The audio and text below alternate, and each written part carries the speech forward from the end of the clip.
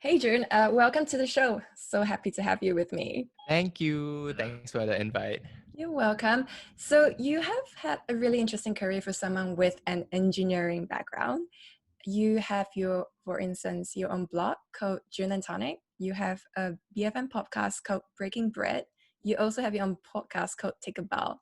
And I've noticed a trend, which is that there are a lot of puns. So I'm just wondering, do you like puns? Like, how do you come up with these names? Uh, that's a Were you great there? place to begin. I I feel know. like I feel like I have a love-hate relationship with puns. So I remember like when I was in uni, I had this friend who was really into puns, and he would just like really annoy me with annoy everyone around him with his puns, and he was just really snappy with them, and he would come up with them like on the fly, but speaking to him, I kind of like didn't really like puns, but after that, like starting the blog and thinking of a name for it and starting the podcast and the radio show as well, I was like, actually puns make for quite catchy names. So then for those podcasts and my blog, I was like, actually a pun is quite quirky, quite smart. So then I kind of use puns for that. But on the on a daily basis, I feel like I'm not really that much of a punny person, and sometimes when I hear puns, I can get quite cringy sometimes as well. Yeah, but I mean, like puns need a certain level of creativity. So the fact that you even came up with it and it was related to food and it's funny as well is just brilliant. So, like, is Mm, creativity something that you've always had in your life since you were a child? I wouldn't say so. I'm not sure actually. Um, So when I was a kid, I guess growing up in a typical like Malaysian Chinese household, um, the career trajectory that is sort of expected of us, and I guess this applies to a lot of like Asian communities, Asian households as well. Like there are certain expectations for you and what constitutes like a good career, a good degree, right? And a lot of those are not creative roles, right? Like if you think about it, maybe this sounds like a stereotype, but it is very true for a lot of Asian families, right? Like the expectations to be like doctors, lawyers, engineers, all these careers are considered like good jobs, successful jobs, and like ideal jobs for um Asian kids. And so these roles are they're not really, you wouldn't describe them as a creative career, right? And so when I was young, I was kind of like really into the sciences and like went along this very sciencey path, doing really into like chemistry, physics, and then for like IB, that was like my main subjects, and then for in uni, I studied chemical engineering. So all along until university or college, I was really just following this path that didn't really tap into the creative side of me.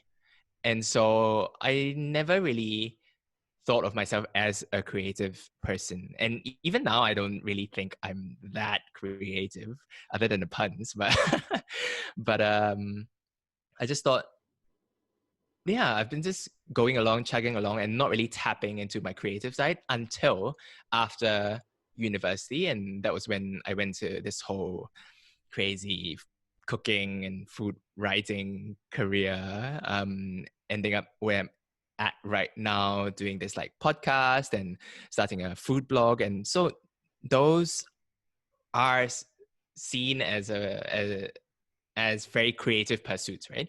But I guess especially in the past like 3 to 5 years, I've slowly kind of tapped into that creative side of me and kind of discovering different parts of myself as well. So it's an ongoing journey, but I really didn't think I was creative as a kid. And even now I'm like, maybe it's like sometimes I feel creative, but then overall I would always say like there are far more creative people out there than I am. And I'm nowhere near there are like the level of artists and illustrators and like crazy creative people out there. But Yeah. you're on the way there, so it's totally fine. It's a journey. It's a journey. It's a journey. Yeah. And I would love to tap into what you just said, because you said you found that creative side, if you will, in university. And this is the University of Cambridge, which is like a lot of intellectuals go there. You go there and you debate about bigger things. And people don't tend to come out of there becoming podcasters and bloggers, I imagine. So can you tell us a little bit about that moment of epiphany that completely changed you from consulting and engineering to this? I wouldn't even say that people really know where this career is going. Right. It's totally new. I ask myself that question every week, but You make it. yeah, it's an ongoing journey, right? And I think when I was in university studying chemical engineering, and I actually really liked the course, right? I went into Cambridge really into being really into physics and chemistry and maths, and I really liked the sciences, and I was really good at it as well. Or I thought I was until I met all these like crazy good people, and then but yeah, I mean Cambridge is a breeding ground for great ideas and great intellectual debate, and I got a lot of that there, and it kind of spurred me on to be a better or like best version of myself there in Cambridge. And yes, it comes with a lot of expectations, right? Like being at Cambridge, people expect you to go into all these careers that sort of earn the big bucks, or like careers that are earth shaking and will influence society in big ways, or like people go into like politics or do some PhD to do with some groundbreaking science. And there are so many of my peers that are doing that. And I feel like just being around these people, it just kind of like spurred you on to kind of find your path, right? And like besides all these people that are in jobs or career paths that are seen by society as typically successful, there are also like a bunch of people that are just carving their own journey, that are sort of like that are straying away from the typical Cambridge career path, right? And I guess I'm one of them. And there are people out there that are like going into building their own like startups. And I have a friend that is that started like a video game company, and he's really into games, and so he started his own.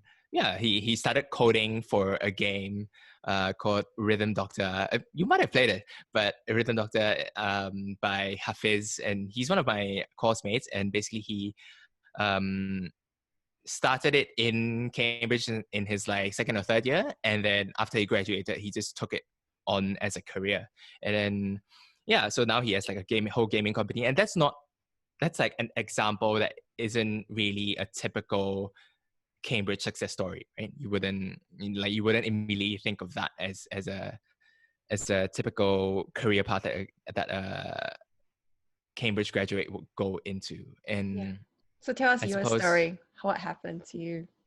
yeah, for me, it was like when I graduated, or just a few months before graduating, like during exam term, or right before actually, that was when people were applying for jobs and thinking about their futures and what sort of careers that they were going into.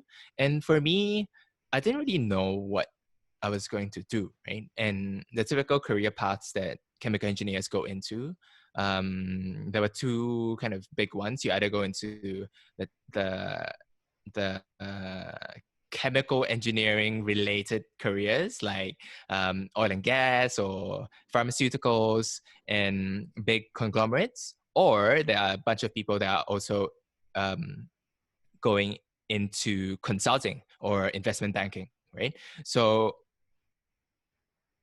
the first one, like going into the pharmaceuticals, typical chemical engineering jobs, I was immediately kind of like turned off by that, by just from listening to people's career paths and listening to some of my seniors and how where they went after they graduated. And there was one moment that in the chemical engineering faculty, there was one day that they brought in some people from, I think it was like Exxon, and basically they brought in people to speak about what working at Exxon was like and how they have your whole career planned out for you. And they said something along the lines of, and I'm paraphrasing here, something along the lines of like, oh, if you come like work for us, we have your next like 50 years planned out for you, and you don't have to worry about job security, you don't have to worry about financials. We have it all aligned and out for you. And while to I know like to many people, and it will be kind of like a very lucrative career and a very attractive offer, right, going into these sorts of jobs and careers. But for me, that kind of scared me and turned me away. It's like once I'm in this, I'm kind of locked in for the next 50 years, and that was just really scary for me. Was it And the first so time? Was it the first time you were encountering this kind of question and realizing that, gosh, I could actually enter this really prestigious place and spend the rest of my life there? hmm. Yeah, I think that was one of the few big moments that I remember feeling that specific way, right? Feeling scared of by like just locking myself in to this one career path for God knows how many years. But so for me, the first option was kind of like a no-no.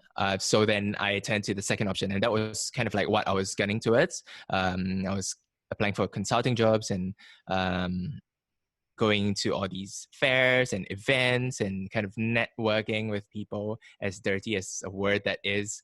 But doing that as well for like 3, 4, 5 months, like doing a bit of case studies and preparing for case study interviews with consulting firms, that sort of made me realize that, while this is, I'm really like interested in like the content and the way they think about things, I still feel like it's not really me, or it's not really what I want to do for the foreseeable future.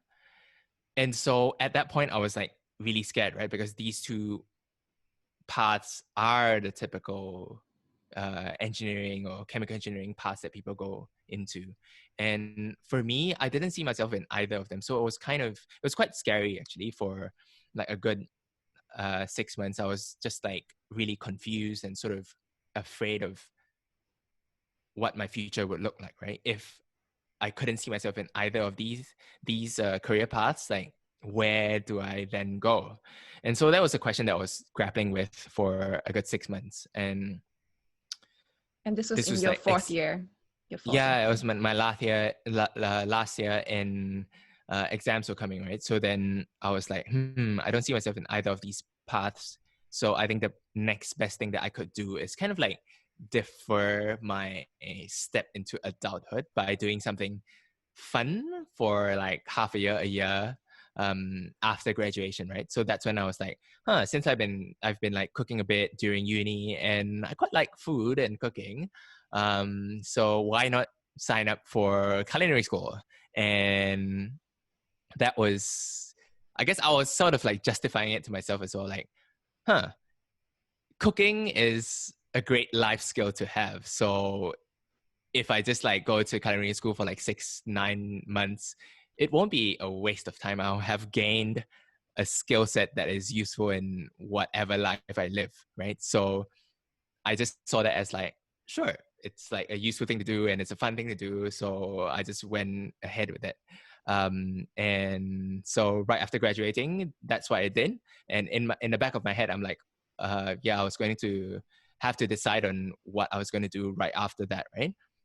Okay, I want to But pick up yeah. on something that you just said. You said that, oh, it's a life skill and I'm just going to go and spend the next 9 months. Like normally people who think, like I would think that cooking, yes, is a great life skill, but I won't want to spend 9 months just doing cooking. Surely you must have been doing something more than just tossing a couple of ingredients into a pot. Like what were you doing in university that kind of gave you the idea that I don't want to start proper work yet, let me try something else. And cooking is a viable option as opposed to maybe traveling around the world for 9 months. That is true, and I think that's what you're really into, right? Like traveling around the world, Yeah. So I would have and traveled around the world. and I'll not not be go for stuck. like a culinary school, right? Yeah, Yeah. I know how to that cook is very true. pasta. I'm good. Yeah, so during uni, that was kind of when I picked up cooking, and that was when I had this like really great roommate, Andrew, and he was really into cooking, um, and not like just cooking like pasta and scrambled eggs. Like we will cook really elaborate stuff. Like I don't know. I remember this once we were cooking what like duck breast with plum sauce. It sounds really sounds really pretentious, but we would like cook that for like our friends and invite friends over and just like have a meal. And sometimes it's just us two over the weekend, and we just spend a whole afternoon cooking up something. And so I guess that was when this interest in cooking really appeared. And so so I roomed with Andrew for 2 years in my second and third year, and just being in that sort of fun cooking shared kitchen environment was kind of like what made me enjoy the process of cooking something, right? And cooking something good and care about taste and flavor. And so I thought like, oh, there's actually something I really enjoy. So then after that, like on top of like seeing it as a useful life skill, I also thought like this is a process that I will definitely enjoy. So just went for it. And I also have to say this is like um just really it's like really thanks to my parents as well, right? Because this for me to be able to make that choice and go to culinary school is something that not every parent would be okay with, and definitely not like Asian parent. So I'm really really grateful for my parents for kind of allowing me to do that and to find my own path and to carve out my own path and chase my interests. And with their help, I was able to do that as well. Yeah. Yeah. That was the next question I had in mind. Like, what were your parents' reactions when you said, I don't want to get a job yet, I want to go to culinary school? Yeah, I guess it's natural for them to worry, right? And they were worried for a period of time. And it was, yeah, in my last year, my fourth year, right? They were like, oh, what are you going to do? Like, typically, there are all these like career paths that you can go down. And so I was just like telling them my thought process throughout that whole time period. And in the end, I guess they saw that, yeah, I was still like a bit confused or a bit lost as to what I was going to do, but they saw that I did like learning about food and learning about like cooking. And so they just said like, sure, like you can go ahead and do this for the next 6 months, 9 months. But like it's also kind of like I think everyone sort of knows that, oh, going into the F&B food and beverage industry isn't really seen as like a sustainable career choice, and it's very hard to find success in that industry, right? And so naturally they were really worried for me, but they allowed me to do that, and they were like, okay, just like you can chase your interests, and we'll give you like a year and a half to sort of um, just explore, but after that you just like take a step back and see where your career is headed after that, right? And so they were very frank with me about that as well, which I really really appreciated. But ultimately they were still they still backed me to explore that culinary career. Do you have a kind of backup plan at the time, or did you just think, I'm just going to try this and fully dedicate myself for the next 9 months? Yeah, I think it was the latter. I was just like, I'm just gonna go into it and do my best and have fun with it, and not really have to worry about anything else. And after that, I trusted my future self to sort things out. But for that 6 9 months, I was just like, okay, I'm just gonna focus on this. Yeah. So you got a diploma in culinary arts from Local and Bleu. Can you like we have heard a lot of people just go there saying that I want to do food later, but I need that kind of training. And normally they would say that we always had that kind of love for food since we were young, but you only really discovered it maybe a year or two before. Did you go in feeling maybe like there was a sense of inferiority because everyone else probably had years and years of childhood experience to back up what they were trying to brush up in school? Yeah, I think that's the thing, right? It's like a lot of people, a lot of chefs, people who go into culinary school, we always draw from that childhood memory of, oh, when I was a kid, I was really into food and all these tastes and flavors that I remember. And I do have that, like I do have memories of when I was a kid, I was eating like certain dishes, certain sweets that I had when I was a kid that you can't really find anymore, or like I haven't eaten in the past like 5-10 years.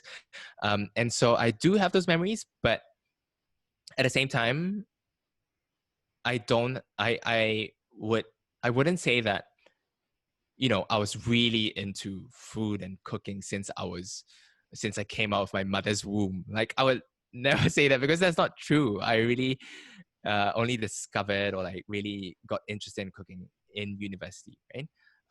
But once I got that, I was kind of like hooked, and I was really hooked onto food and cooking. So when I went to culinary school, I wouldn't say I felt like an inferiority complex or anything like that amongst all these other people that had like, I guess, more childhood inclinations towards food and cooking. Yeah, I wouldn't say I felt inferior. I was just like, oh, just doing my own thing. Yeah. I'm just trying to draw that comparison because like obviously when you go to a really good school and everyone is so smart, you naturally feel like you're almost in competition. And I thought it was great, but I wasn't as great as the person I'm surrounded with now. And clearly Le Cordon Bleu would be attracting people who love food. So it sounds very much like it's a very, I would say, friendly environment. Like, can you give us an idea what it was like studying there? Oh yeah, for sure. I think it was like when people say, yeah, it's a culinary school, right? But it's really just a lot of fun, and um you have to, I mean, this is sort of like practical advice for people who are looking into going into food industry or like cooking.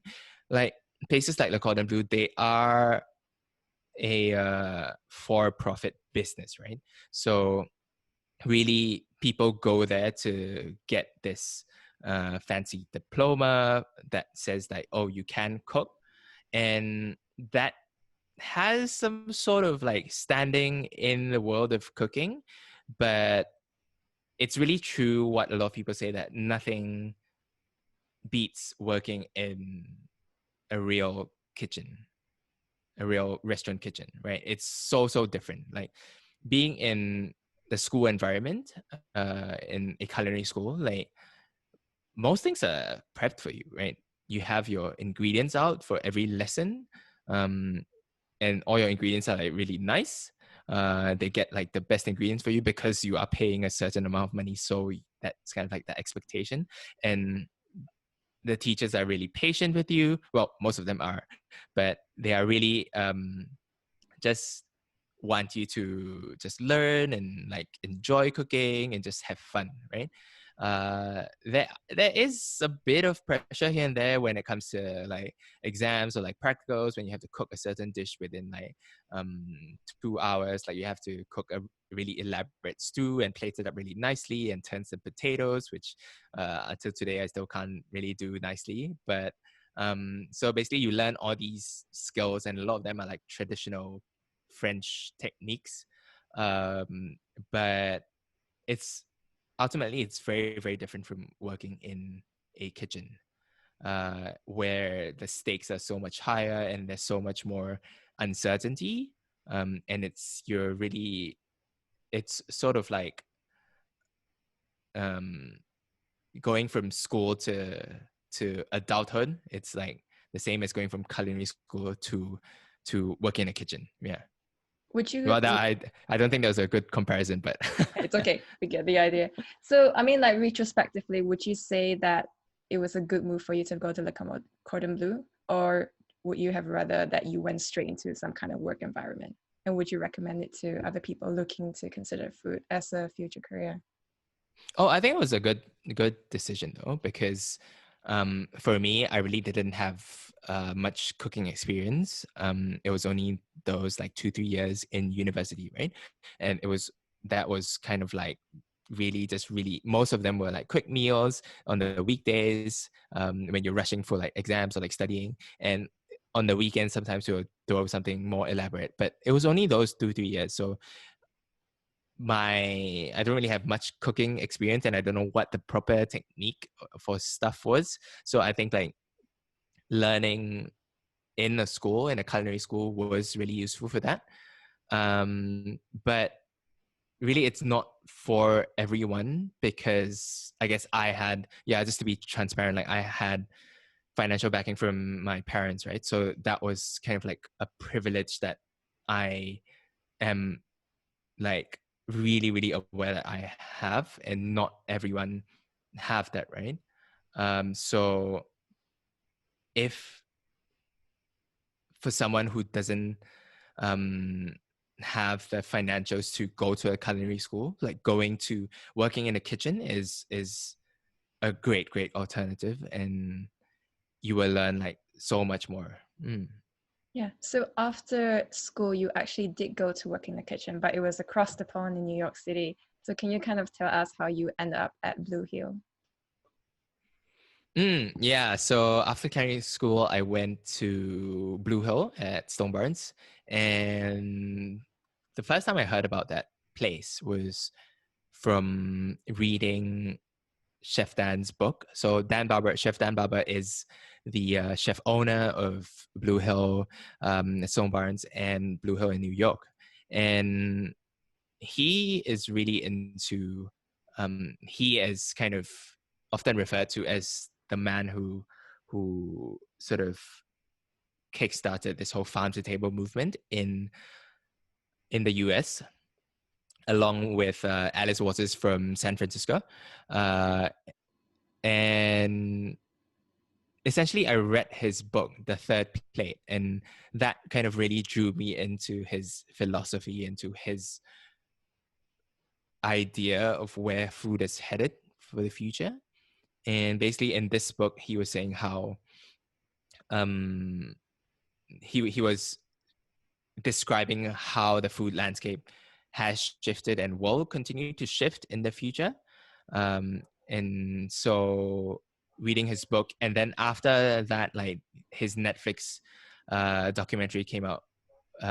He came out on the first season of Chef's Table, which kind of like made huge waves. And so those two sort of um,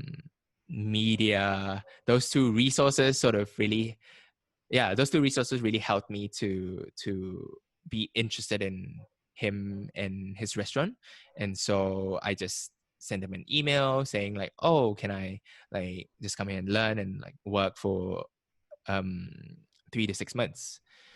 And I heard back, and we just had like a short interview through Skype. Just talked to Chef Adam, one of the sous chefs there, and basically I was they were just like, yeah, sure, come over for 6 months, and that was that. Yeah. And to be clear, you went there on an unpaid internship known as Starging, and they Yeah. basically let you have free food and accommodation, but you were working really long hours just like them. Yeah, so basically in the food industry, in the fine dining industry especially, it's like staging is a big thing, and that is, a lot of people see that as a problem.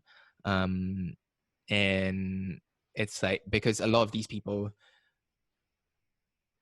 they will just go to all these restaurants and work for free, and all these fine dining establishments will kind of use that, and some places like 20-30% of their staff would be stages, and basically it's free labor, right? And in some cases you just have to find your own accommodation. You just have to find your own way to the place, and what they are giving you is kind of like an experience to work in the kitchen next to some superstar big name chef. And that is the draw, that is the appeal. And so a lot of people go around the world studying at different places and racking up all these credentials and saying like, oh, I've worked with X, Y, and Z famous chef. And so that is kind of like why people do that. And for me, like Blue Hill was like kind enough to sponsor half of my visa, and they provided me with accommodation, and that was really nice of them. Like they didn't have to do that. And I went over there basically for 6 months and kind of like learned a lot of skills and techniques, and just a totally different way of thinking about food and cooking there. Yeah. And that was really, really useful. Yeah, and Blue Hill is not some like any other like farm to table kind of restaurant. It's actually a Michelin star restaurant. It's actually 45 minutes of New York City, so you have to purposely drive there just for it. But it's also really, really popular. And I was just wondering, like, what kind of work did you end up doing? Because they were planting their own vegetables. I think over 500 fruits and vegetables. They also had their own bees. So were you working with the farmers while also working in a restaurant, also serving food to people, just getting the whole experience? Yeah. So I went there, and I was basically working as one of their line cooks. And for Blue Hill in Stone Barns, so they have two. There's one in New York City, which is like a really, really small restaurant. But the one in Stone Barns is the one connected to a big farm, or like quite a few farms around it. And essentially, the kitchen works really closely with the farmers, and every week, some of their farmers will come in, and this is like organized by Chef Dan along with all the farmers. They'll just come in and kind of like lay out all these like produce, and like we just go through them, and Chef Dan will be like, oh, like what kind of dish are we going to make out of it today? And like sort of it was like a really holistic education, not just about food but about farming as well.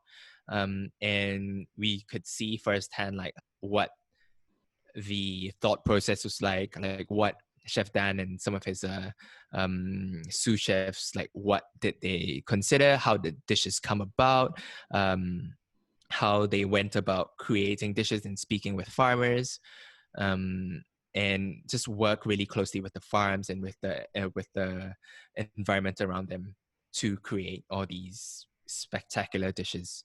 And so I got a chance to sort of experience that. And even every week we had to do like farm chores. It was like 1 or 2 hours of farm chores. We had to wake up like slightly earlier 1 or 2 days a week and just go to the farm and help out the farmers, whether it's like harvesting some pumpkin or squash, or just like trimming the fields, just like plowing some land, or like feeding the pigs. So it's all these different tasks spread out throughout the different seasons, and that was really, really cool to have done. Yeah, so you spent many hours doing also hard labor. Did you ever wonder why you were there and whether you were on the right path? No, I thought I actually, it was really, really hard work. It was really hard work. But I think overall, looking back, it was such a great experience. And like working there showed me a side of the restaurant industry, the food world, that I would never have seen otherwise. And just going there and like working with all these people and working really closely with like chefs and farmers really taught me a lot. And it was like really, really intense work. Don't get me wrong, it's like back-breaking work. And I had like many nights where I came back and was just like, oh, my legs are like, in the first month, your legs like hurt like hell. I'm just like, my legs have never hurt so hard in my life, because you are forced to stand for 14, 15 hours every day. And the only rest you have is kind of like a half an hour slot at 5, where everyone comes together to cook for a family meal. Well, not cook, everyone comes together to eat a family meal. And even then, like some people would just like rush and gulp down their food because they had so much other prep work to do. And it went on for like 5 days a week for a good, yeah, it went on for like 6 months for me, right? So it was really, really hard work, and it was really physically straining. But at the end of it, I felt that I really learned a lot and I took a lot from the place. Yeah. And what kind of like mega lessons did you take away from this place? Do you have any? So I have to say though that I went into the restaurant industry to Blue Hill knowing that I probably wasn't going to be a chef in the future. That was not what I planned to do. How do you know that And though? How do you know that? that's a good question. I don't know. It was just something that I just felt that, I feel like I don't want to be a chef and open a restaurant. Like that wasn't the path that I saw myself going into. Like I was really, really into food, and slowly over the years, I have developed this interest and curiosity for food culture, like Asian food culture as well. So I now I'm doing more things to do with like telling food stories and more writing about food and developing recipes. And so opening a restaurant and like serving a crowd wasn't really something that I thought I'd be doing. And so going into a restaurant, going to Blue Hill, I was just like, I just knew that it was really important to understand how the food world works. And so going into that was kind of like my goal to understand the restaurant industry and understand how a restaurant runs and learn more about the food world, and in this case the upper echelons of food and dining, right? And that was one of the biggest takeaways, was just how a restaurant worked and how fine dining places worked, which if you've never been, like, a lot of people go into fine dining establishments to eat, and that is a totally different experience from being in the kitchen, right? And working closely with all these great chefs and just like understanding their the way they think and how dishes come together and how things from the farm end up on your plate. Like that was just valuable, so valuable lessons that I took away from the place. Yeah, and Dan Barber is known for being really innovative. He's working with farmers to create his own wheat strains and just really breaking the barrier, making like foie gras, for instance, he's creating his own foie gras as well. So like, did you get to see any of the more innovative parts of the kind of work he was doing, and what was it like? Yeah, for sure. So there were a few kind of, so yeah, like you said, Dan, Chef Dan, like he created his own strain of weed, and he came out with like a few different sort of squash. So one of the things that I really remember was this squash that he worked with some researchers at Cornell with to create. So what he did was he took a butternut squash, and so he took a butternut squash and he worked with all these researchers and said like, how can we create a squash that tasted better, that tastes better and sweeter and just more squash like. So just through months and years of research and breeding and selecting all the different seeds, he ended up with this hybrid sort of squash which they called a honey nut squash.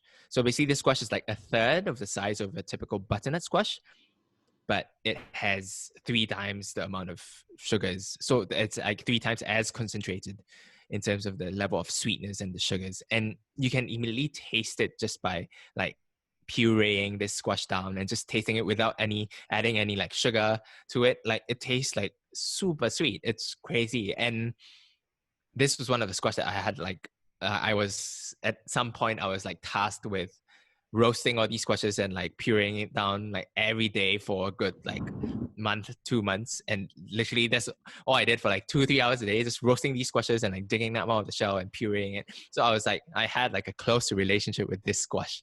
But basically this honey nut squash is available, I think probably throughout the US now, and it's something that you can find in farmers markets. And he has managed to push this squash out beyond just like a research lab setting or like some artisanal farm setting, right? And even today, this squash is constantly being improved upon, right?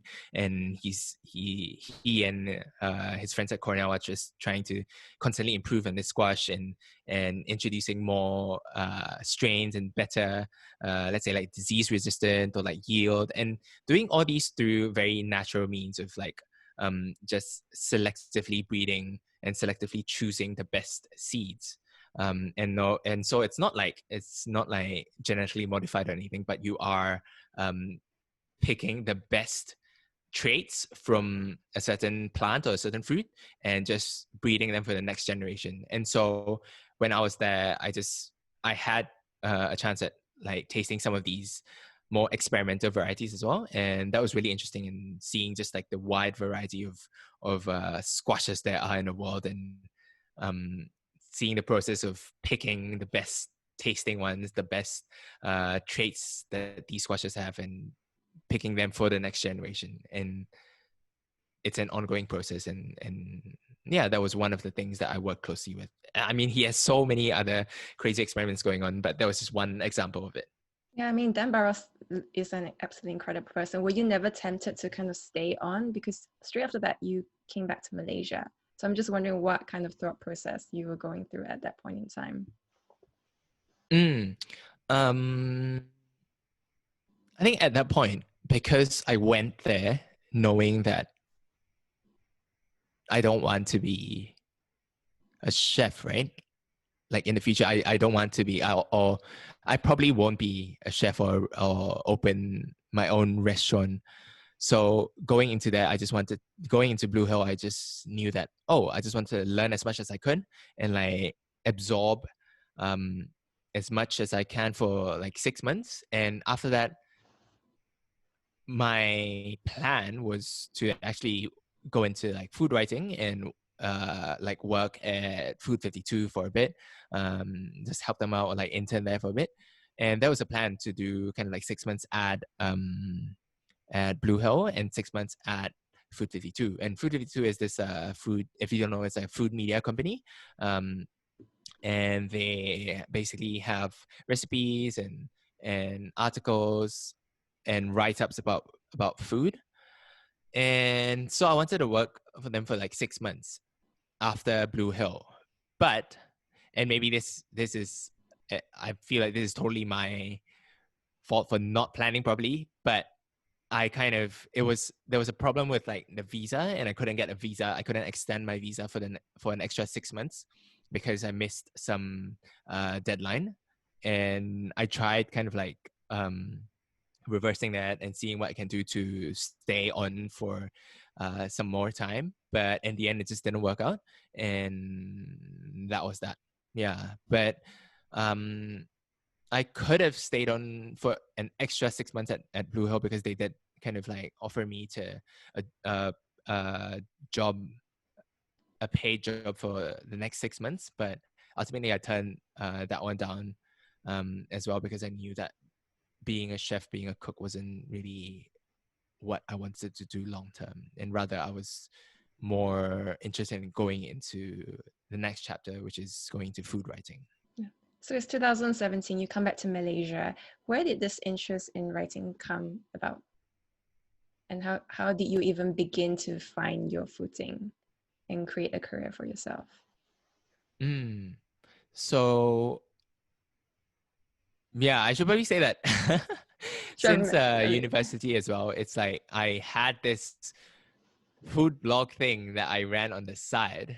That it was just basically me just like writing about random dishes I cooked over the weekends with Andrew, and just like writing it on the blog and posting the recipe up. It was just like for fun, really. It's like no one was reading it. It was more for my own entertainment and for me to look back at in the future and be like, oh yeah, I made this and I took photos of it and it looks really nice and maybe I can recreate it again someday. But I was doing that in uni and in culinary school as well. And Blue Hill was too busy, too crazy busy to keep up with that blog. So during that 6 months, the blog was dead. So but after that, after I came back to Malaysia, I kind of like revived that blog again and started writing. I started posting like once every week or once every 2 weeks and just posting up for fun. So I have sort of always been writing on and off about food. And so when I came back to Malaysia, that was kind of something that I just naturally picked back up again. And because when I was in New York, I did end up like just going to Food52's office for a day just to like see how they work and just like chat with them and like follow them around and learn about their company and their whole process. And so I had this connection with them. And so when I came back to Malaysia, I kind of emailed them and asked like, oh, can I just be an external contributor and like write recipes for you guys and more like Asian recipes because that's what the flavors that I'm more familiar with. And at that time, they didn't really have a lot of Asian recipes or Asian dishes that they cooked. And so it was just like a great opportunity. And they were just like, yeah, sure. And so that's how the whole food writing thing began. So how were you sustaining yourself? Because I imagine that the blog wasn't actually generating any income. So how do you even, this freelance, what I imagine is something that's very strange Uh-huh. and different to people. So can you kind of give us an idea of how do you even find the income to support yourself? Oh, the blog still isn't making money now. I mean, 5 years later. it was never my intention to make money from it anyway. And I'm really like adamant on not putting ads on it because I think that just like detracts from the whole enjoyment of reading a blog, right? And for me, the blog was, yeah, I never intended for it to make money. It was something that I just did on the side, just like for fun. And it still is. So that never made any money. But so when I came back to Malaysia, I was working in a restaurant, table and apron, helping up more like the business side of things for a year. And so I had some income from that. And at some point, I slowly like cut down my hours and worked like 3-4 days a week for them. And the rest of the time, I was writing for Food52 and then later on for Taste and for Savuer as well. So I got some income or got paid from these articles that I wrote. Yeah. Can you give us an idea of what it's like to be a freelance writer? Because I imagine it's not just submitting and they would just accept that article. Just Yeah, so different publications will work and they have slight differences in the way they work, right? But basically the whole process is there's a pitching stage. So basically you email these people, these editors at the magazines or food media sites, and you come up to them with an idea or two, or maybe sometimes even more, for a recipe that you want to develop, or a food article, an article that you want to write about some certain aspect of food culture or some food trend, say. And so you come to them with these ideas, and they will either be like, "Oh, that sounds like a great idea. Sure, go ahead with it." They might make some small tweaks like, oh, maybe you have to refine your angle a bit more, find a slightly different story, but overall it sounds like a good idea. So go ahead. Or they will be like, no, that doesn't sound like something we are interested in, or it doesn't sound like something that they usually publish. So they will just reject it. So you have yeah. to, yeah, so it can go either way. But there's a pitching stage. So you send them ideas. And then once it's accepted, then you go ahead and write your article and submit it to them. And you will work usually quite closely with an editor, and they'll come back to you. You send your first draft over, and they'll come back to you with edits, maybe change some things to do with tone, or finesse the angle a bit. And they, for different publications, they will have typically different rounds of edits. Some publications will only have like 1 or 2 rounds. I've gone up to like 5, 6 with one of the pieces I wrote, which make me feel really bad. I was like, I'm a bad writer. But no, it's not. It's more like it's just they just want the article to sound as best as it can be, right? And do the topic justice as well. So once it's gone through the whole process, then it'll just be published. and you'll see it up on the site, and you'll feel a small sense of achievement. Amazing.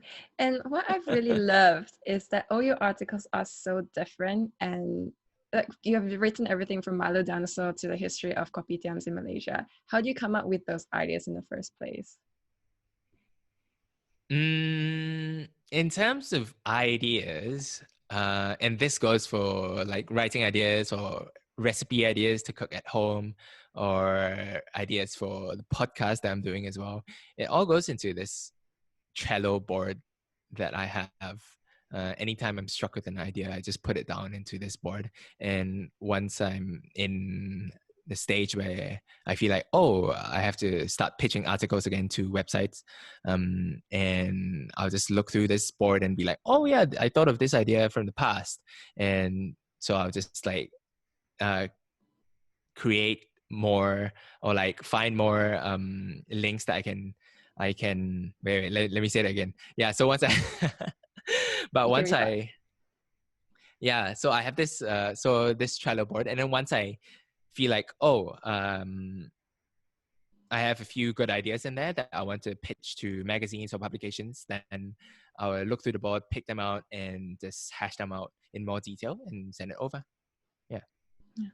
And on your blog, you come up with your own very quirky kind of mix that you call them cookie recipes. And I would love to kind of delve into that and just explore how you come up with these ideas in the first place.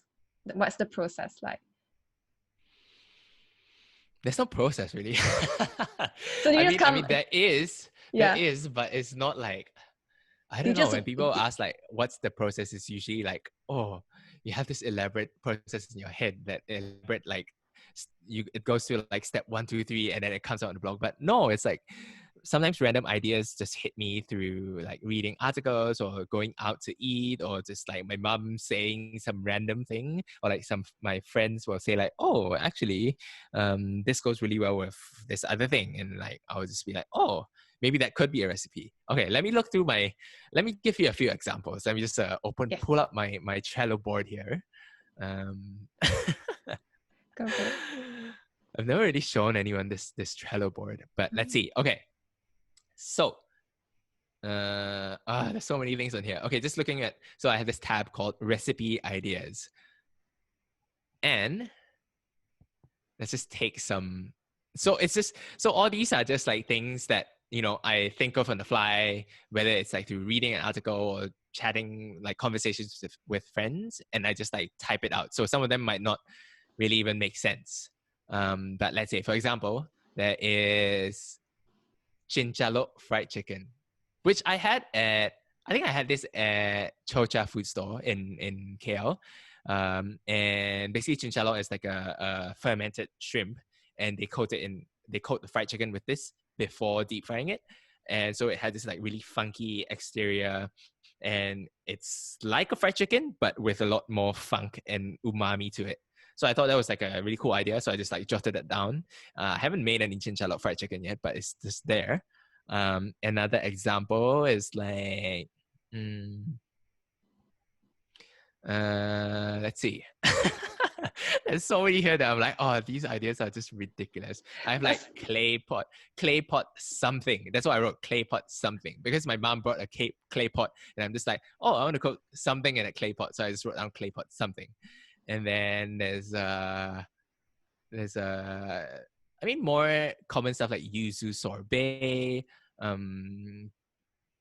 Thai omelette. Yeah, so there's this famous Thai crab omelette by J5 at like, I think the place is called Ran J5, and Yes, it's it's very this famous. Michelin star place in Bangkok. You have And to there's just like this queue. auntie that makes it, and you have to queue for hours. And I was just like, oh, maybe I should try making that so I don't have to queue when I go over to Bangkok. And then the stuff like lychee water reduced to a caramel. Forgot where I got that idea from, but it was just, yeah. So you see, it's just like random notes that I write down. And there are more common things like people have asked me to make the ramdon from the Parasite movie, so I just jotted them down, but I haven't made it. So or like strawberry sambal. Oh, that's an interesting one. Forgot That about is that, but very interesting. hmm. Might make that at some point. But yeah, so it's just filled with all these weird ideas that I have, and I just jot them on this board. And when I'm in need of inspiration, I just look through my recipe list and just pick something out from it.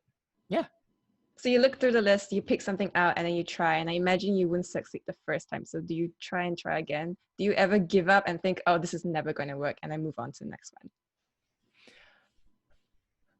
Yes, but that hasn't happened very often, and I don't really remember the last time that has happened, because usually I guess like culinary school and working at Blue Hill really helped me in knowing the basics of cooking, right? And so when I have a certain idea, I'm usually able to get it to work to like at least like 70-80% of where I want it to be or where it could be, right?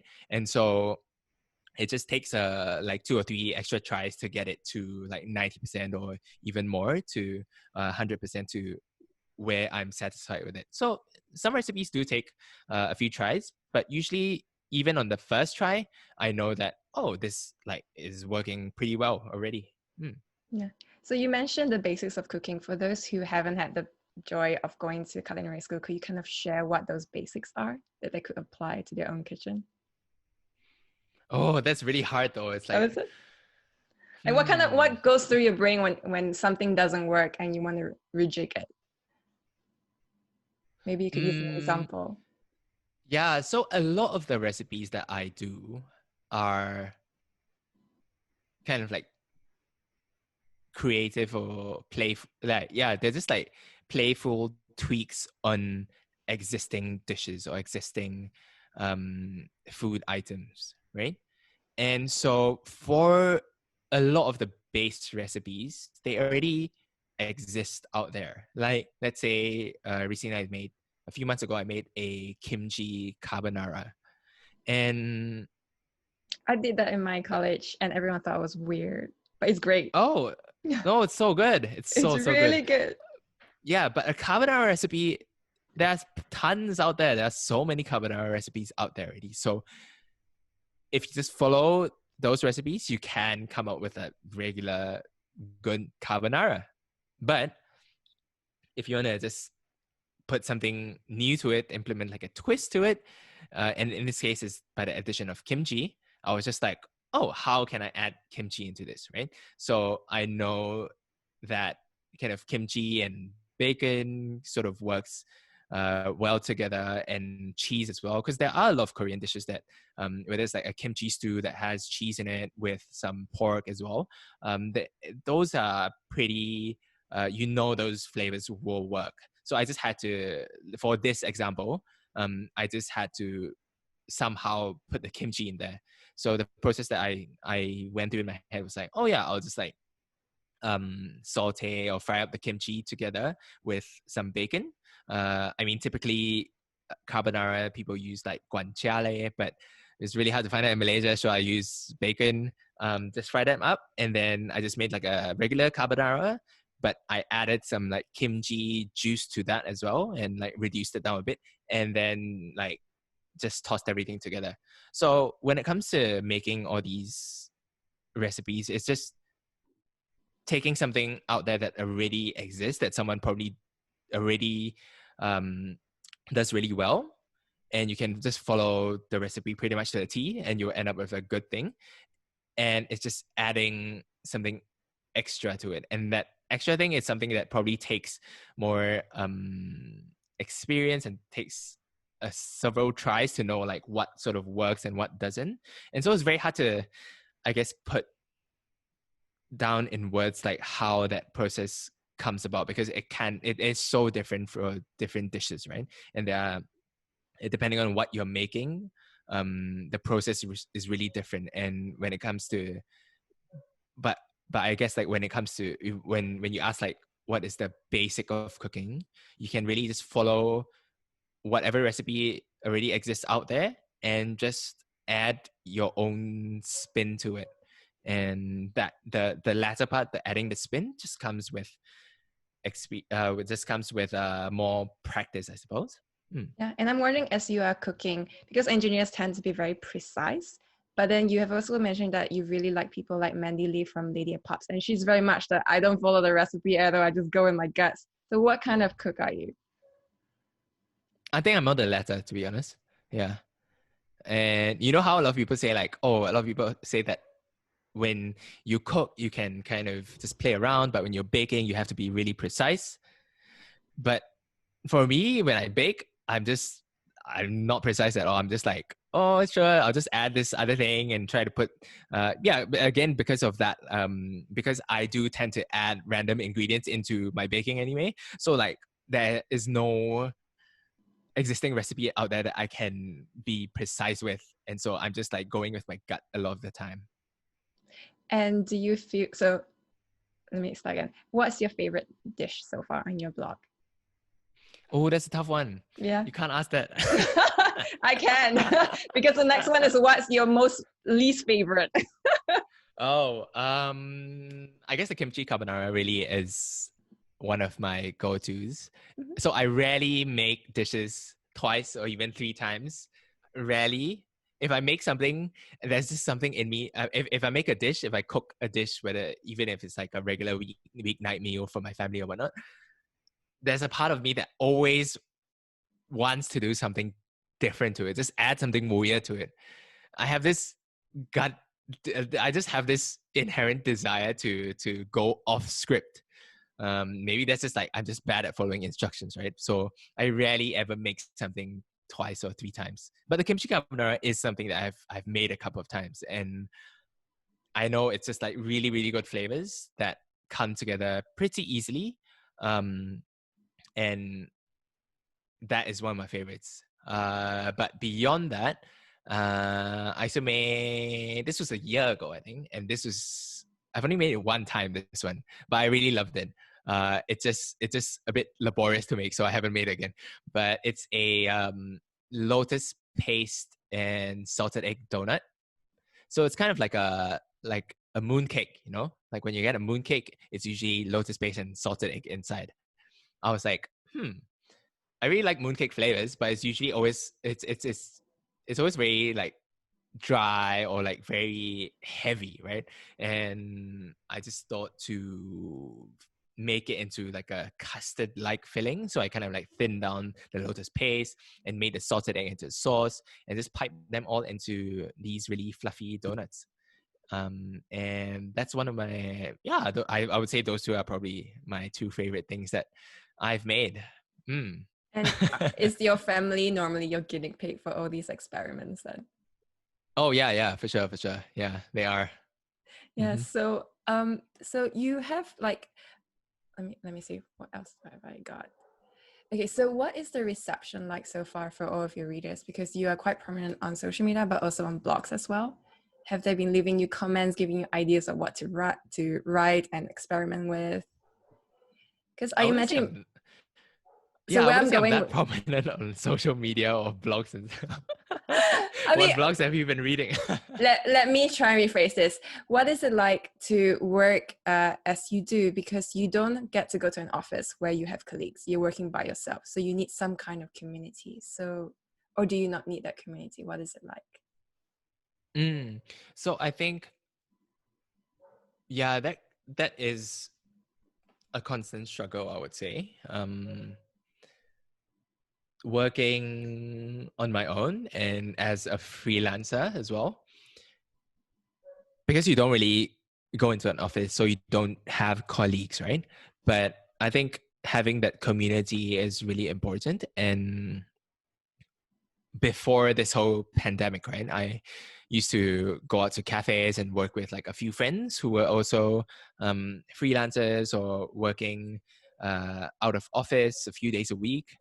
And so we would just go together to a cafe and just like work, and it was more for like the company, right? And they're not in like the same, they're not food writers. Their jobs have nothing to do with food or writing. But we just hang out, and that kind of helps you stay sane.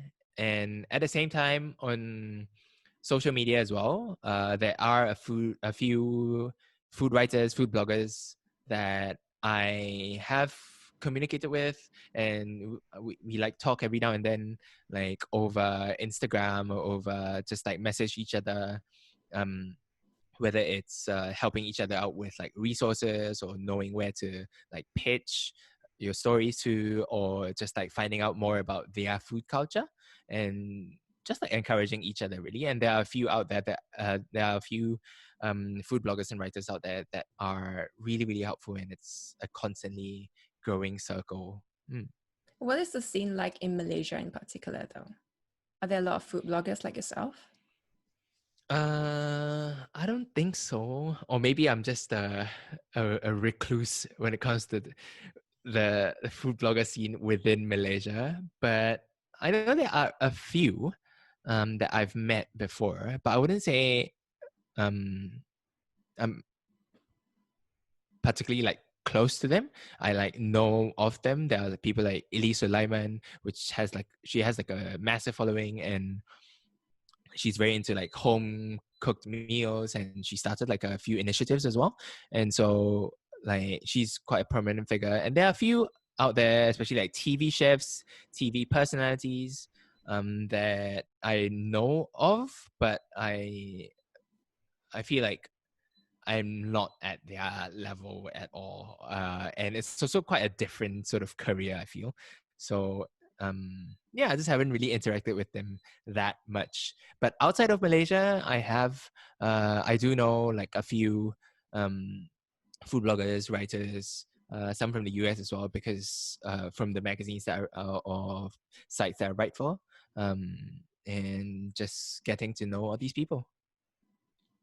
And do you feel like the Asian food scene would change and more people would get involved in this? Do you see it that some kind of change? Yeah, I think so. I think right now, like there is a lot of attention being put on Asia, right?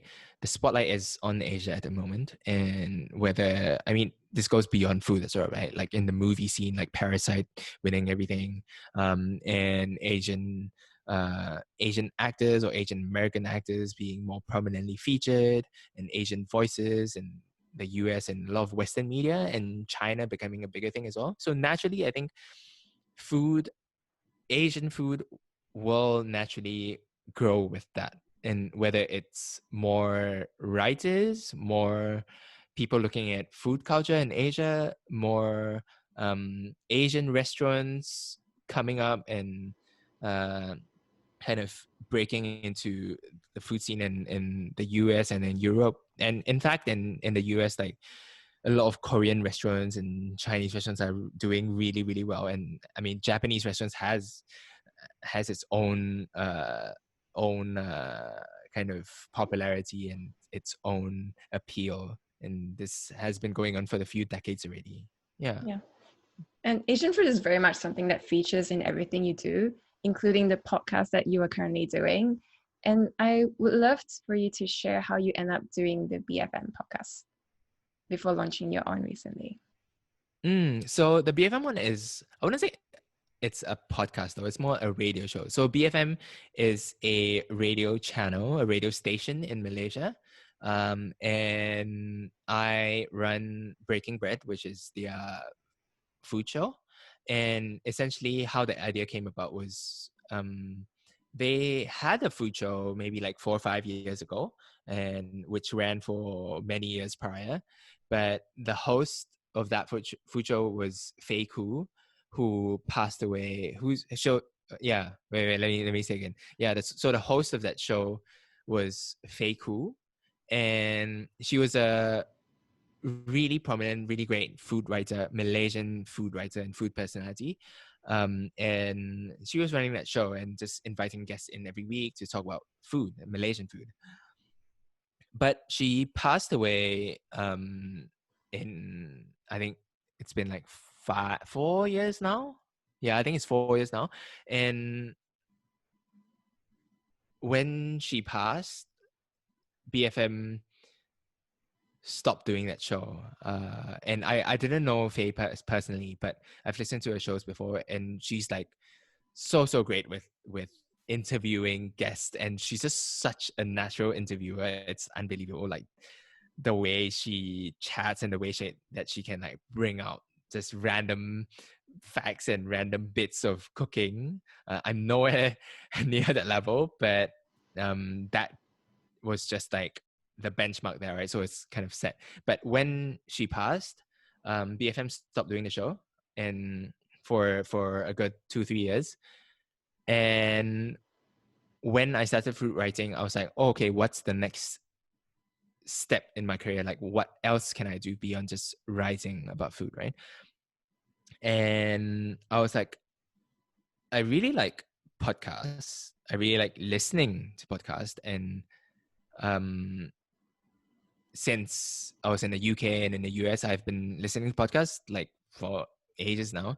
And there are a few food shows, food podcasts out there, like Gastropod or The Sporkful. So that are, and I just really enjoy listening to them, to people talking and waxing lyrical about food. And so I just thought, someone should do something like that for Malaysia, for Asia. And when I came back to Malaysia, I was like, oh yeah, someone should be doing something like that and I was thinking it for like a year.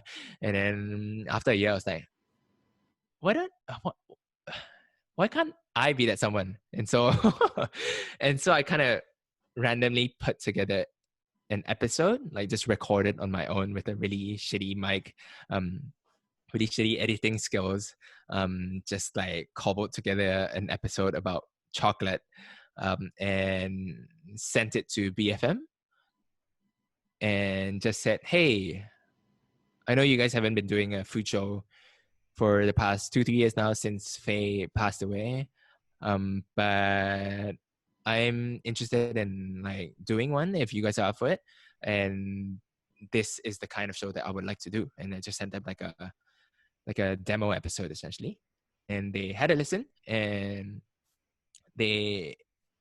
I guess they liked what they hear, and they were just like, yeah, just come in. And they just had a chat, and we just agreed to start the show. Yeah. Wow. And So, you have since done 66 episodes with them. So who has been your most fascinating interviewee so far? oh, mm, so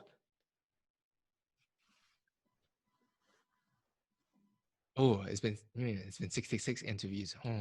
66 episodes. That's really long. That is Yeah. So, So the format of the show is this is the format of the show before the pandemic, quarantine. before the quarantine. And so what I did every week was I brought in someone from the food scene, some restaurateur or entrepreneur or some food business owner in Malaysia, and just chat or talk to them, just discuss with them about their area of expertise in food, right? So I would say one of my favorite episodes that I've done was one about Telur Caviar. So like Sean and AJ from Telur Caviar, which is this Malaysian caviar company, and they have a caviar farm in Malaysia in Perak. And when I heard about them, this was like a year ago, I think, I was like freaking mind blown. I was like, what? There are people farming caviar in Malaysia? I have to have these guys in. So I brought them in, and they were just really, really jovial and interesting, and they shared like so much, and they just kind of like blew my mind about the whole caviar farming process. And that was a really enjoyable episode. And also because I got to taste caviar for, I think that was like, yeah, was it like, okay, really fresh caviar was probably like the first time in my life tasting it. And I was just like, oh, some of this is like, it's coming from a Malaysian farm, so it made it extra special, right? But I would say that was one of my favorite episodes. Yeah. That's incredible. And did you like what are your biggest lessons for yourself having done so many episodes? I think after a while it's become sort of like uh wait, let me think of Just a give, job. give me a second. Give me a second. No, after a while it's becoming sort of like routine, right? And I mean, yeah, I mean you can cut this out after, but basically like like Take a Bow is like my new baby now. But before that, for Yeah, I think for the BFM show, it was always kind of like a stepping stone to launching a show on my own, like learning how to edit audio, learning how to interview people. And I think I've grown quite a bit in terms of how I interview people. If you listen to the first or second or the first few episodes compared to, say, the more recent ones, you can hear that the style is quite different. Or in the beginning, I guess there were a lot more edits where I had to edit myself out because I just said a lot of things that would sound weird on the final audio. There were so many ums and ahs, and I had to consciously cut those out of my vocabulary. But then halfway through, I realized that I added a different filler word in, and so I started saying like a lot. So probably on this episode, I've said it quite a few times, That's my own problem now. unknowingly. But so it's just like a constant. Oh, see there, I did it again. It's just a constant evolution, right? It's a constant learning process. So I learned that, and that was a really important lesson for me, as well as one of the trickier things to do that I haven't learned how to do yet, but I think you are very good at, is to stay silent while the guest is speaking. That is a constant struggle for me. I am just, when I listen to someone talk, I want to say, oh yes, yes, like I agree. I just want to nod my head and say something to show them that I am listening to them and am agreeing. But when it comes to the radio station like BFM, it's a thing that they do that when the guest is speaking, you just stay silent. And that's something I'm still struggling with, but hopefully getting better. But yeah, just keep learning. And I'm still learning new things with every episode. I think when I first started the interviews, I did some on Zencaster where it's just pure audio. And that becomes really awkward because the other person will start going, are you still there? Can you hear me? Because you're just nodding Oh, away, but they can't hear you. So you kind of have to say yes. But that's true. Like uh-huh. you really become really conscious in the way you just communicate in the words that you use. And I really like what you said earlier, where you said that you clearly went to this BFM thing thinking, knowing that you wanted to start your own podcast. So where did that idea first come about? Yeah, Was I it think way it back? came about through through just listening to all these food podcasts out there, and a lot of them were focused on the food culture, food scenes of the US and the UK, or Europe, right? Like French food, Italian cuisine, and all these different food cultures, strong food cultures, but all of them are from the West. And there wasn't really anyone doing something substantial for or about Asian food. And so just listening to those podcasts, I was like, these are all like really, really great, but I wish there was someone doing it for Asian food. And that was always an idea that I had in the back of my mind. And going into BFM, that was kind of like the idea that I had in my first episode. The demo episode that I pitched to them had elements of that. But after I started the BFM show, and just like the format of their shows and how they would like their shows to be, it's the idea, or like what I began with, so slowly kind of morphed into something more straightforward, like just bringing a guest in and interviewing them for like half an hour and just putting that up. So it's become quite a straightforward interview format show. But when I compare it to, say, some of the US podcasts that I really, really like and I really look up to, like Gastropod, and more recent one is Proof from America's Test Kitchen, their level of journalism and like finesse and the way they approach their stories, the way they approach their episodes, are so story based and story driven. And when I listen to it, right, it's just like engaging all the way through. And I just thought like, oh, it'll be so good if someone does that for Asian food. And I guess knowing that at some point I was just like, okay, this is something that maybe I can do and I want to start. So I went, so after learning some audio skills from BFM, that's when just a few months ago, I started with this little project Yeah. and this, yeah, Asian, this Asian food podcast that is still relatively small for the time being. And I'm still like learning a lot, and it's like a constant process of learning and finessing and getting better at telling all these stories. But it's something that I've really, really enjoyed doing. Yeah. So we've moved on to the part I really wanted to get to because I just love Take a Bow and what you've done so far. So your first episode was released on 20th of March 2020. And I've noticed that it sounds very much like Gimlet Media and what Alex Bloomberg does. So I'm wondering what kind of influences went into the whole curating and approach that you had towards your own podcast now that you had your own Oh, freedom. yeah, no. I love Gimlet Media. I love all their shows. I don't listen to Reply All. So Reply All is their most famous podcast. But I listen to Startup, Brilliant. Every Little Thing. And I think Startup was the one that really kind of made me realize the power of audio, the power of podcast.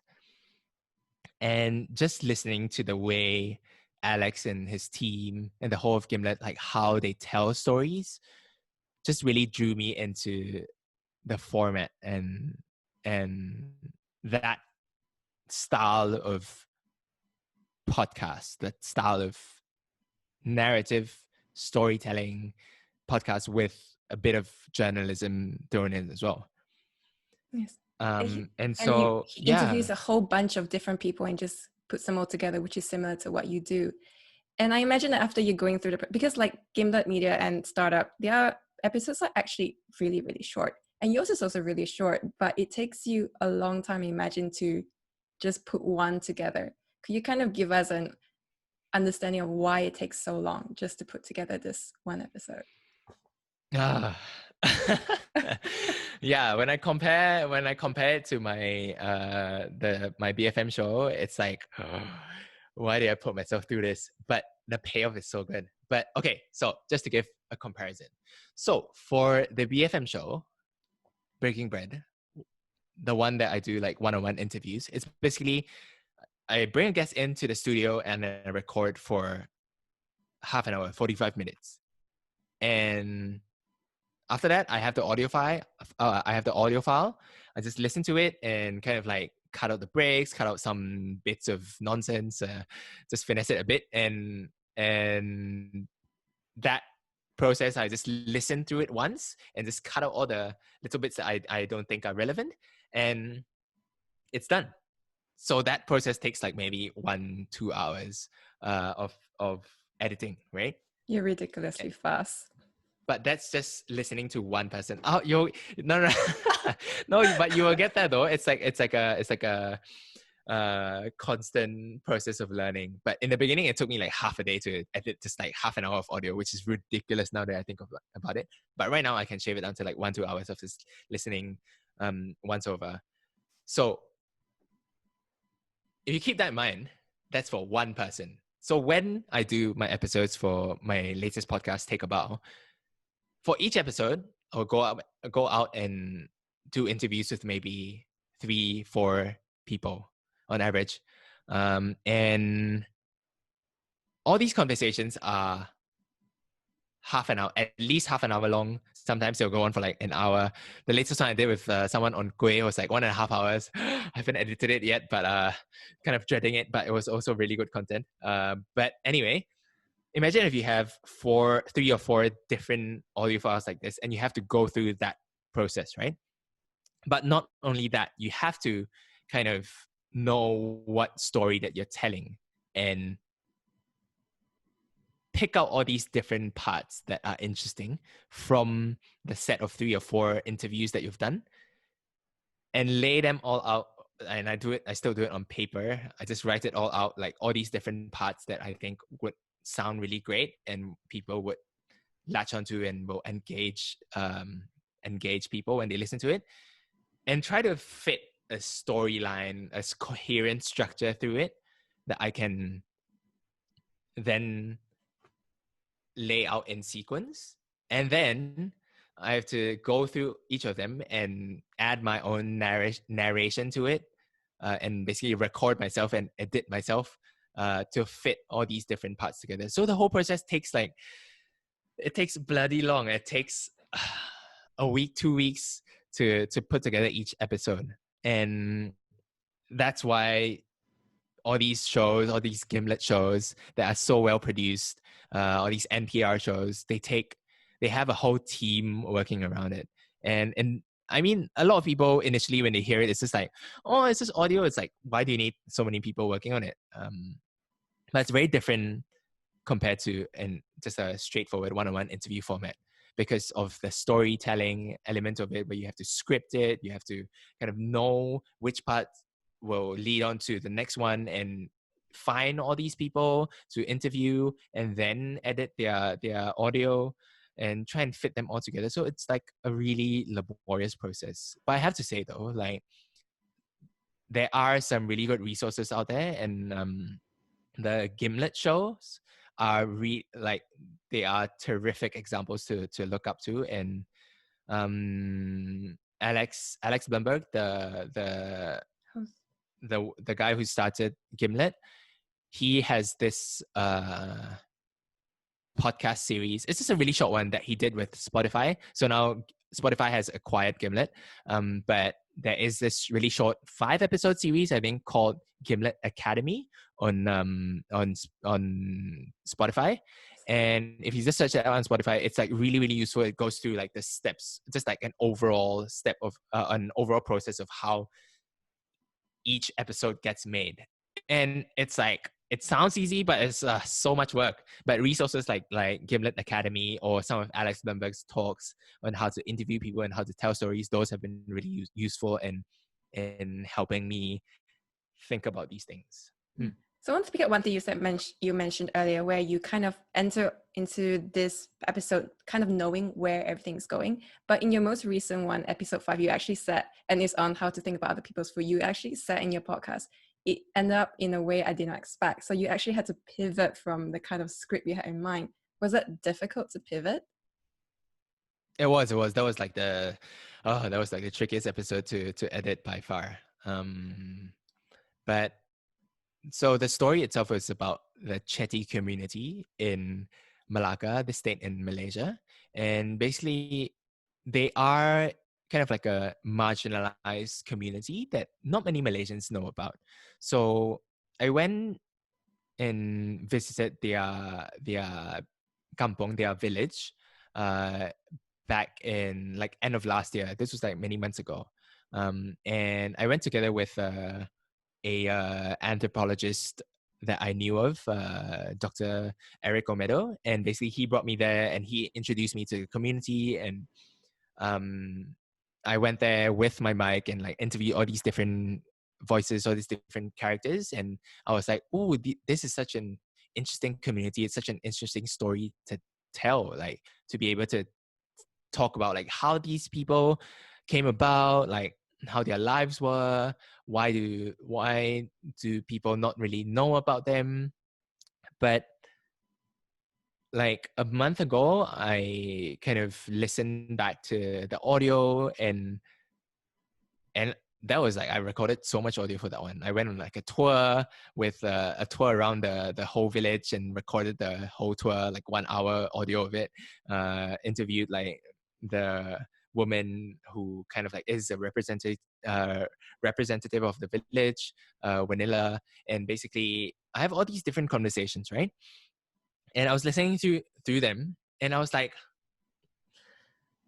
actually, I don't know if I can do justice to their community by telling a story of how they live and how they are and who these people are. So although initially that was the story that I had in mind, when I listened back to my audio and I tried piecing together everything, it just didn't really work in the way that I expected it to be. So I kind of had to take a step back and be like, how can I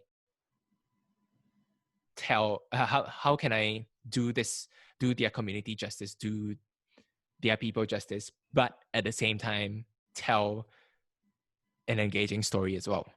So I kind of stepped back and told it from the perspective of me learning about their food and their community, rather than just diving straight into their community and and going through all these like details about Chatty food and Chatty people and Chatty traditions that that not many people will know of and will contain a lot of jargon that will probably turn a lot of people off.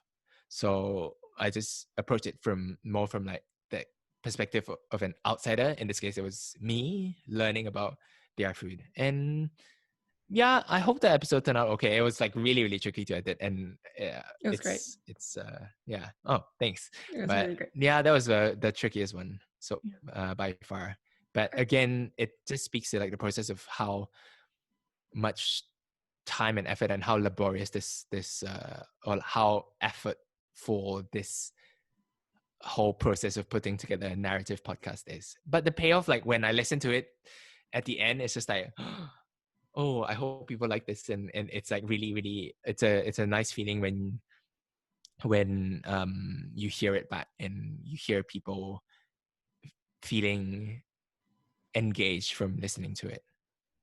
Well, I personally enjoyed it, and I love the fact that the woman that you're interviewing had so much joy as well. She was so willing and happy to share her culture and her food and where she came from. And I imagine hers is not a story that's heard much. I mean, you said before that there are people, they are a sub community that most people don't know about. I didn't know about them. So how do you find out about them, and how do you tend to find all the other people that you interview for your podcast? Oh, again, it's all these like serendipitous ways that speaking with people, just like general browsing on like Facebook or Stalking. like YouTube and stuff. Yeah. And when an idea or some random interesting thing comes to mind, I just put it on my Trello idea board. Yeah. It's the same process I use as well. It's really and have you ever interviewed? I imagine you must take a lot of audio, so you have more things to work with. Have you ever interviewed someone and decided, okay, I'm not going to use you? And is it difficult to kind of tell them that, oh, actually, you're not going to be featured in this episode? I imagine after interviewing, they have this expectation of hearing their Yeah, voice. yeah. No, for sure. So I actually did one interview, or like a set of interviews actually. So I wanted to do, when the whole COVID-19 pandemic started, in my mind I was like, oh, it'll be cool to do an episode about the pandemic and how people are coping and what they are cooking in their kitchen. So I interviewed three people actually. I interviewed someone from Singapore. Like two of these are my friends. Like one from Oops. Singapore, one in Japan, and one in Cambodia. And so I interviewed them and talked to them about like how the pandemic is affecting their community and their country, and how their country is dealing with it, and how the food scene is being affected. But in the end, because it takes like a while for me to edit these episodes, right? And after interviewing them, like within the span of a week, like everything changed. And like for example, in Singapore, I interviewed my friend from Singapore, and she was saying how like, oh yeah, things in Singapore are looking great, and like people are chilling, and people are still going to restaurants and by respecting social distancing and whatnot. And then a week later, Singapore went on like full on lockdown, and like their circuit breaker lockdown. So I was like, my episode probably won't be very relevant at this point. And the same thing happened for Japan. So I had a friend in Japan, and she was telling me about how like Japan people are like being really chill at the moment, but she feels that there is something looming, and she was right, because a week, 2 weeks later, the cases in Japan sort of spiked, and things sort of went a bit out of control. So again, in that case, it was more like the factor here was like just the timing of it, and I just didn't think like that episode would really make a lot of sense. So then I had to go back and tell them that yeah, because of um just the whole situation, it's really unexpected, but I probably won't be airing the episode. And because like they were friends, so it sort of kind of like made it easier to tell them that. And I mean, I was like apologetic for sure, but it was also like a really good opportunity to just catch up with them. Yes, it is. Yeah. I think when you talk to someone for like an hour and a half, you form a bond with them, even though they are total strangers at the start. Uh-huh. Yeah. So Why are you gonna tell me that this episode is gonna be cancelled? absolutely not. No, it's something I struggle with myself because I'm thinking, okay, if I interview all these people, I keep them here with me for an hour and a half or two, and I suddenly go back and say, I don't think you fit in. It would be Mhm. quite an awkward conversation. So I was just trying No, to. I will understand. I will understand if No, you no, no. tell me I won't. I won't. It's that. fine. I'll keep you. So you mentioned COVID-19, which has really impacted everyone. Like everyone I have spoken to so far has said that it has had such a terrible, really long-lasting effect on them, and probably will. They don't even know if they can even go to work, for instance. And I'm wondering, how has it impacted you, and how do you see the future of your field evolving? Mm, I think, yeah, this whole pandemic has really affected the food and dining industry for sure. Like restaurants are really struggling across the world, in Malaysia, in the US, and even like food, um, even like farms, right? That I don't necessarily have a lot of interactions with. Like even farmers and producers are struggling a lot. So that has been like a big change, a big shift. But I think moving on in the future, like in the next few months, what's really important is just like coming together and doing things that will sort of shine a light on some of the plights that people are going through. And there are some initiatives out there that are really doing like great jobs at bettering some of the restaurants that are really struggling out there. And I know in Malaysia, like hawker food is one that is really heavily impacted because it's really hard for them to jump on all these food delivery apps, and no one's gonna and the number of people who are going to their places to do takeaways have definitely like drastically reduced. And so they are like struggling a lot, and there are people out there that are really helping them. And so I think in the next few months it'll be important to um help them out and help people who are really struggling the most. And for me, although I'm not like a restaurateur, right? And so I see my job or my kind of what I can do is really more doing my bit of like journalism and shining more attention and raising awareness on all these different uh all these different people that are struggling or like worse hit from the pandemic, right? Sorry, that wasn't really coherent It's okay. It's okay. coherent thing I said, I just but threw it at you. Do you feel that there is greater interest? I mean, like everyone is stuck at home and everyone is starting to cook more. People have more time to listen to things that they might not have normally. Do you feel that there's a greater interest in those kind of things that you're doing, and this might continue? yeah, I think there are definitely people who are yeah, definitely people are cooking a lot more at home, and people who've never cooked before, they're now sort of forced to cook, right? And some people are picking up like making sourdoughs, making kombuchas, whatever, like dalgona Dalgona, coffee or which you whatnot. don't like. I heard that episode. A whole issue on it. Yeah, I've even made a whole episode on it. I'm like, but yeah, people have definitely been cooking more, and so I feel like food is a constant, right? Food will constantly be something that is important to us, and we will always have interactions with food, even in this pandemic, right? Even if we don't go out to restaurants, go out to dine, we still need to eat. And so, in this sense, that has shifted to people cooking more at home, people getting in touch with um, using their hands to make a meal for themselves. And I think that is really kind of telling of how vital food is and how much of a constant food is in all our lives. And so I just feel that is something that,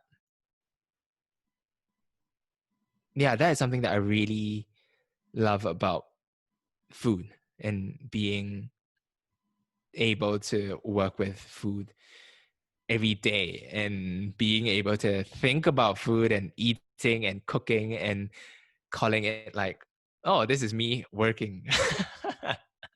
I think that is such a joy, like just thinking about food and like thinking about what I'm eating and being able to call it like, oh, this is part of my career. I'm doing work just by eating and enjoying what I put in my mouth. But um yeah, I just think like, although the way that we eat might have changed and will continue to change in the upcoming months, um just the fact that how important, just the fact that we are just wait sorry because like food is such a constant, right? There is always going to be there are going to always going to be conversations around food.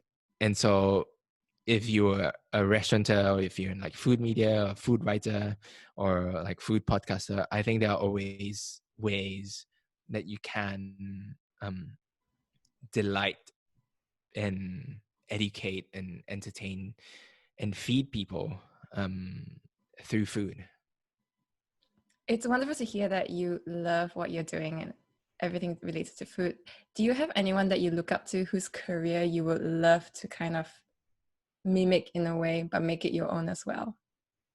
You mentioned one just now. I really, really look up to Mandy Lee from Lady and Pups because yeah, so she's a food blogger, food writer, and she recently like launched her own cookbook, which I have Yeah. yeah, I bought her cookbook, and well, I got it as a gift actually. But yeah, I really love her cooking, and it's very much up my alley, her style of like incorporating Asian ingredients and really uplifting Asian ingredients through a lot of um, classic dishes or traditional uh, dishes or pastries or food items that already exist out there.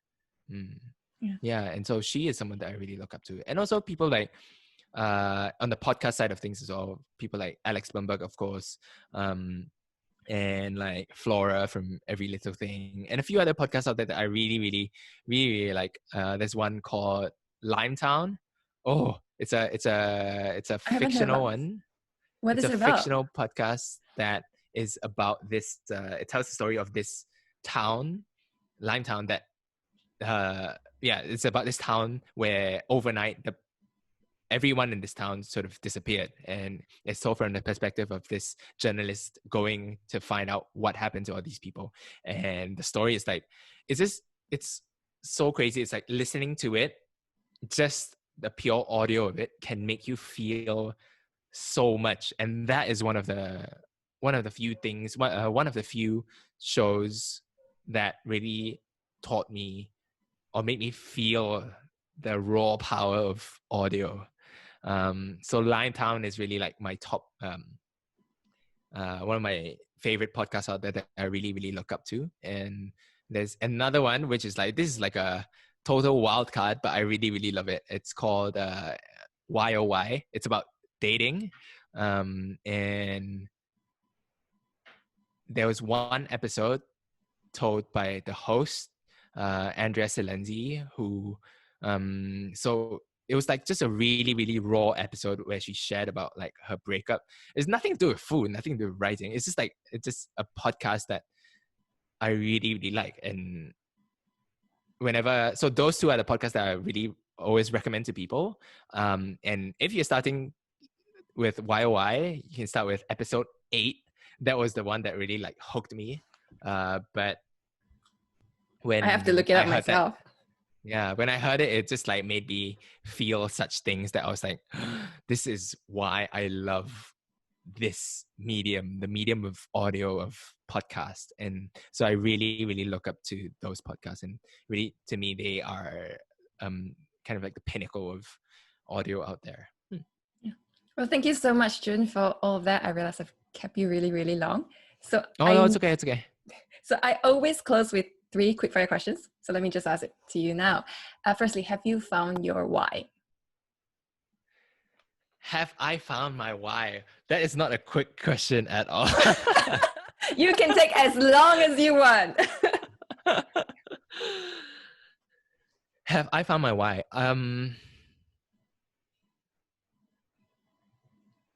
I don't think so. Because I feel like it's a constant process, right? And although right now I feel that I have found a certain motivation, a certain drive towards a goal that I have, like running this podcast, Take a Bow, and like pushing it forward and like really loving that. I feel like the why and the drive can and will continue to shift for everyone uh, throughout our whole lives, really. So I think, although right now I can say that, yeah, I might have found some reasons to do certain things. It's a constant process. Yeah. And what kind of legacy would you want to leave behind? Mm. Not a quick fire question. Yeah. You need to change up your quick fire questions.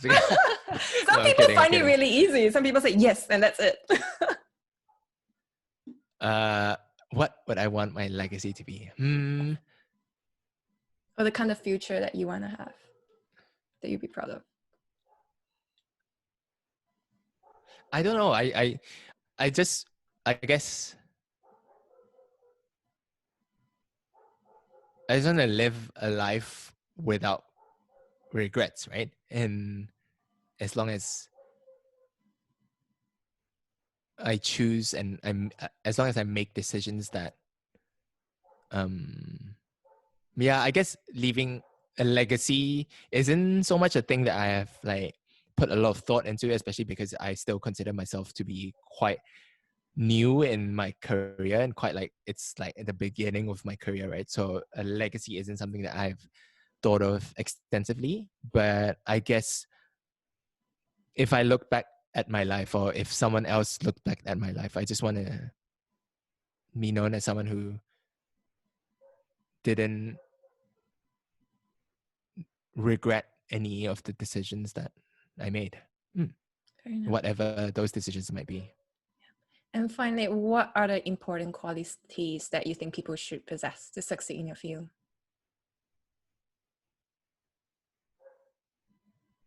Perseverance, I think. Yeah, perseverance is something that is important in any field, not just in the food industry. And yeah, perseverance and grit, I would say, which is, I mean, the same thing, but I guess it's really influenced by by a book I read, Grit by Angela Duckworth. And yeah, it just really showed me that like how important being gritty and being consistent and persevering through hardships and challenges like is how that is a really important quality for success. And also in the food industry, I would say it's really important to have genuine interest in food. Like it doesn't have like people, I feel like the word passion is overused, right? And not everyone will feel passionate about something that they're doing or like a field that they're in. But I feel like as long as you have a sense of interest in what you're doing, that can then you can then build on that and perhaps turn it into a passion further down the road. And so those two things, grit and interest, I think is really important to be successful. And I am by no means the